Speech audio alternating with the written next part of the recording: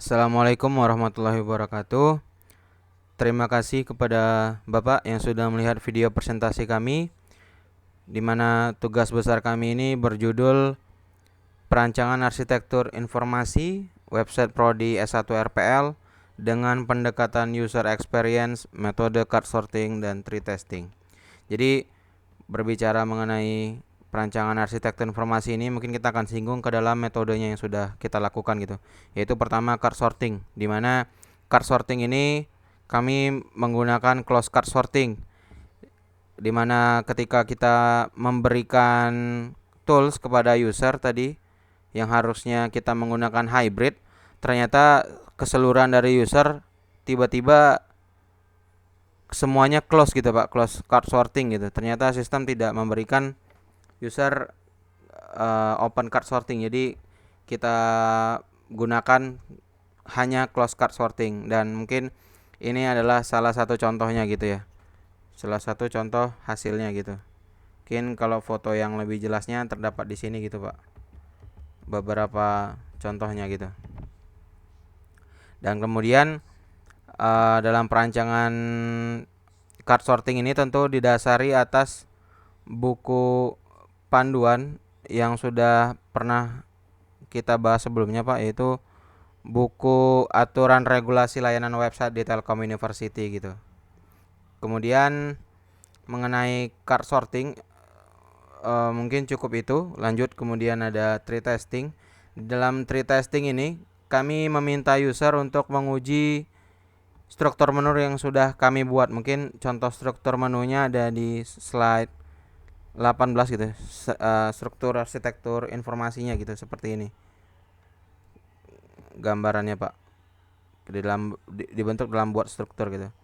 Nah, pada tree testing ini kami meminta user untuk melakukan atau menjawab 10 soal dari yang sudah kita briefingkan sebelumnya. Jadi kita briefingkan dulu kepada user gitu tentang cara menggunakan tree testing gitu. Mungkin ini ada salah satu videonya.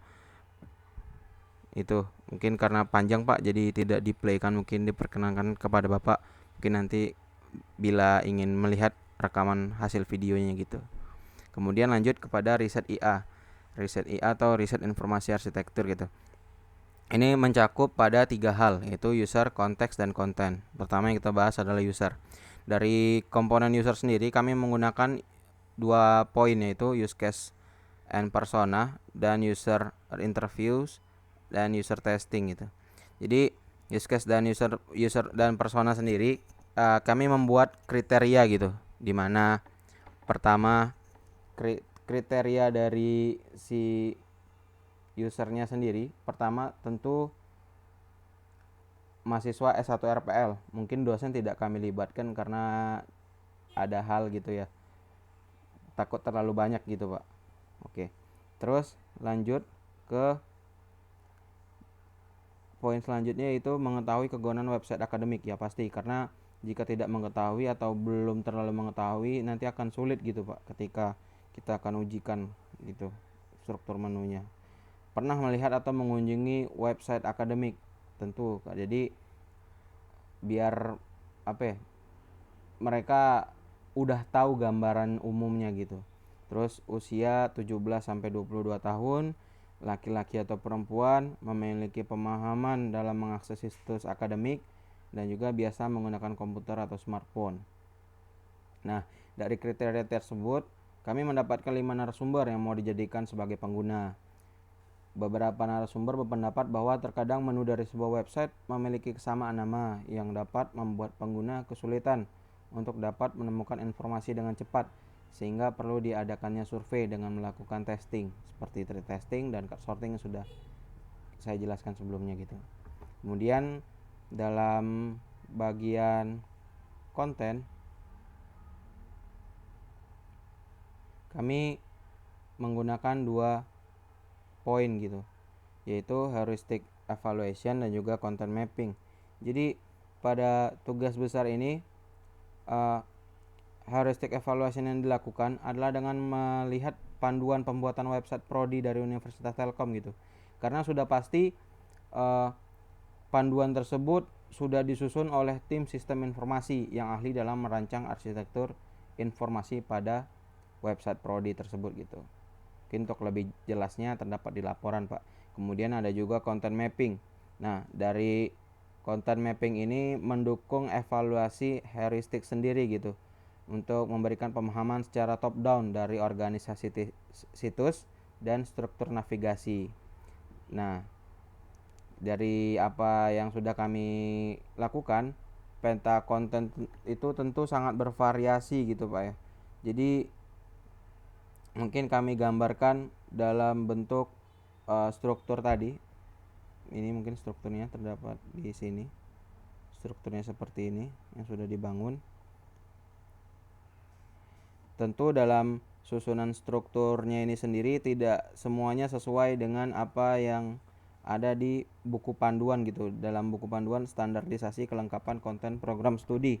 Karena kami sewaktu mensurvei juga menanyakan gitu tentang apakah menu itu bagusnya bagaimana dan bagaimana gitu, dan kami dapatkan bahwa mereka lebih suka menu yang tidak terlalu ribet. Jadi yang kami anggap bahwa menu yang tidak terlalu ribet itu ya tidak terlalu dalam dan tidak terlalu detail gitu nama konten tiap menunya itu gitu. Jadi kami rancang seperti ini gitu. Kemudian lanjut ke poin konteks, itu kita memakai 3 poin, yaitu presentation dan meeting, di mana kami sebelum melakukan survei kami presentasikan dulu mengenai tugas besar kami ini akan mau dibawa ke mana, dan juga apa yang akan dilakukan user, dan juga testing apa sih yang dilakukan gitu, dan bagaimana caranya gitu. Jadi kita lakukan briefing, semacam briefing gitu, dan juga memberikan pendekatan lah kepada user bahwa hal ini penting gitu.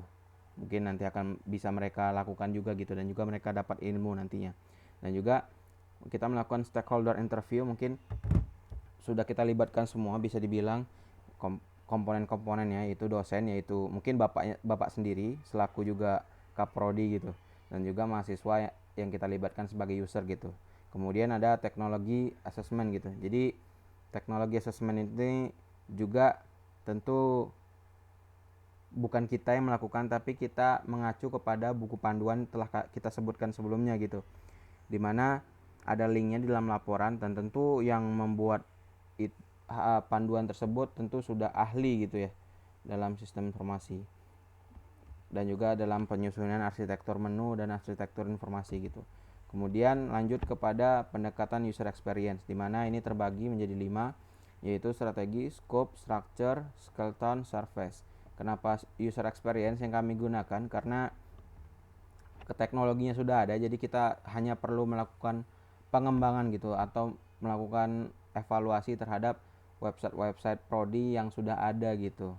Jadi kita buat struktur menunya yang lebih baru gitu, berdasarkan masukan user yang kami libatkan gitu.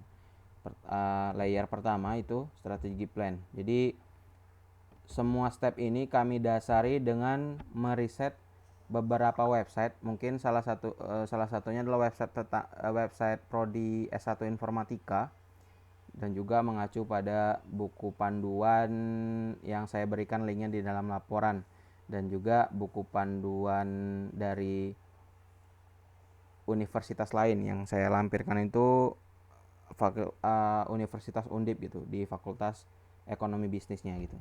Dan apa yang kami dapatkan ketika kami lakukan survei juga, poin besarnya adalah di produk objektifnya adalah menjadikan website sebagai wadah informasi akademik secara online, dan juga program studi dapat membagikan segala informasi yang dibuat dan didapat ke dalam website gitu. Dan juga untuk usernetnya, pengguna dapat melihat segala informasi mengenai program studi tersebut, dan pengguna yang dimaksud adalah mahasiswa program studi S1 Rekayasa Perangkat Lunak gitu. Dan juga usernet itu juga kemungkinan juga adalah dosen, karena dosen mungkin bisa jadi nanti akan membutuhkan website prodi tersebut gitu. Kemudian adalah scope plan gitu. Scope plan ini terbagi 2 layer, dan tentu yang sudah saya sebutkan sebelumnya ini kami buat sumbernya, analisisnya juga berdasarkan dari buku panduan di salah satu Universitas Diponegoro gitu Pak ya. Jadi di FEB gitu, Fakultas Ekonomi Bisnis mereka. Jadi saya mendapatkan panduan gitu tentang fitur-fitur dan juga tampilan yang ada dalam website prodi nantinya gitu. Jadi kami ambil dari situ. Jadi untuk functional specification yang ada dalam websitenya adalah menu, kegiatan, berita terbaru, slideshow dan lain-lain. Kemudian content requirement-nya itu teks, kalimat, gambar, video dan data. Kemudian lanjut ke structure plan. Structure plan ini sendiri dibagi menjadi dua, yaitu interaction design dan juga information architecture. Untuk interaction design-nya sendiri kami kemas dalam bentuk video. Mungkin diperkenankan kepada Bapak untuk dapat melihat interaction design dari websitenya sendiri. Dan juga untuk information architecture-nya terdapat di dalam slide ini, susunan seperti ini. Dan arsitektur informasinya bisa dibilang dalam bentuk hierarki gitu Pak. Hierarki karena itu sudah umum digunakan oleh beberapa website prodi lainnya gitu. Kemudian ada skeleton plan. Skeleton plan ini terdapat 3 bagian, yaitu information design, interface design, dan navigation design. Dan dalam 3 poin ini kami kemas dalam bentuk wireframe gitu. Wireframe, mungkin di sini ada videonya bagaimana cara kita mengakses navigasinya sendiri gitu. Jadi navigasi desainnya bagaimana gitu ya. Jadi seperti ini gitu yang ada di video ini. Mungkin takut terlalu lama, jadi mungkin diperkenankan kepada Bapak untuk melihat videonya langsung di yang linknya ada di slide ini. Dan ini beberapa tampilannya gitu ya. Untuk informasi desainnya di sini ada seperti ini, nanti ada konten judul berita, dan di sini ada kategori, video profil prodi, dan ada tombol search, dan juga ada struktur konten dalam bentuk menu gitu. Dan juga ada logo tell you-nya gitu. Lanjut, surface plan yang akhirnya kami implementasi dalam bentuk website, bukan prototype lagi. Jadi informasinya sudah dipublish gitu. Jadi sudah bisa diakses oleh halayak banyak gitu. Dan di sini ada videonya juga, mungkin Bapak jika ingin melihat video hasil websitenya gitu ya.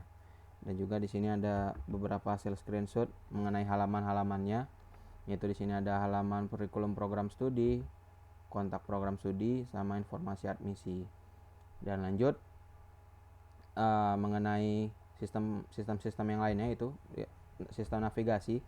Kami menggunakan navigasi global karena yang kami lihat beberapa website prodi yang kami lihat bahwa kebanyakan memang hanya memakai navigasi global. Jadi kami rasa navigasi global pun sudah cukup untuk menaungi website prodi tersebut, dan juga masukan dari user bahwa itu sudah familiar, sudah biasa dengan mereka. Jadi menurut yang kami rancang ya, berarti navigasi global sudah mendukung dalam website prodi tersebut gitu. Kemudian untuk sistem pelabelan kita menggunakan beberapa label, yaitu label as heading, label contextual links, dan label as navigation system. Dan mungkin salah satu buktinya ada di sini Pak. Yang ini adalah label as heading, terus ada label as contextual links. Jadi kalau kita klik salah satu dari beberapa link terkait ini akan diarahkan website lain gitu. Dan juga ada label as atau label within navigation system gitu. Nah, jadi ini labelnya kami jadikan sebagai sistem navigasi gitu, untuk user mencari informasi dari label terkait gitu.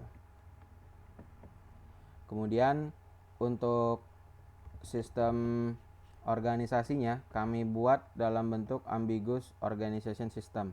Jadi ini diurutkan berdasar bagaimana user mengenali menu ini dengan cepat gitu. Jadi seberapa sering tingkat prioritas kepentingan informasi tersebut, dan juga seringnya user mengakses informasi tersebut, dan lain-lain gitu. Jadi kami buat tidak berdasarkan alfabet gitu kalau untuk menu utama, tapi untuk menu submenunya maksudnya itu ada juga yang kami bentuk dalam bentuk alfabet gitu ya. Jadi di sini contohnya untuk mahasiswa menunya kami buat dalam bentuk alfabet gitu. Aktivitas mahasiswa, himpunan, dan juga di sini ada buku alumni mungkin di alumni maksudnya. Terus ada dosen dan pegawai gitu. Mungkin itu. Kemudian untuk mengenai searching sempat kami sedikit ragu untuk meletakkan ini, tapi yang kami dapatkan dari beberapa website prodi yang ada, fitur searching ini tetap penting gitu, karena jika suatu saat website prodi ini memerlukan atau user memerlukan informasi yang dibutuhkan dan ternyata informasi sangat jauh, jadi fitur search ini berguna untuk membantu mereka mencari konten yang ingin dicari. Makanya di nama searchnya itu adalah descriptive content component gitu. Dan mungkin bagaimana fitur search ini bekerja bisa dilihat di video ini Pak, diperkenankan untuk melihatnya. Mungkin sekian dari video saya, bila ada kekurangan mohon maaf. Wabillahi taufiq wal hidayah. Wassalamualaikum warahmatullahi wabarakatuh.